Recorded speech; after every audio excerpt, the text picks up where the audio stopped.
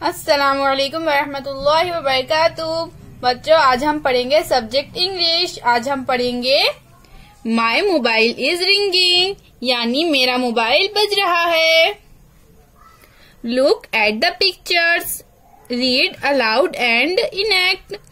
तस्वीरें देखो, बुलंद आवाज से पढ़ो और अदाकारी के साथ पेश करो।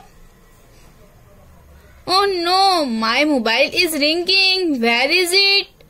तो ये लेडी क्या बोल रही है बच्चों? Oh no, my mobile is ringing, मेरा मोबाइल बज रहा है। Where is it? वो कहाँ पर है?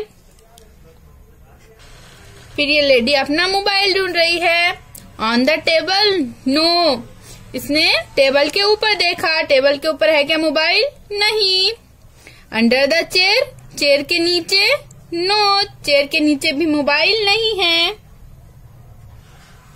In front of the TV? TV के सामने? नो, टीवी के सामने भी नहीं है। फ्रंट यानी सामने।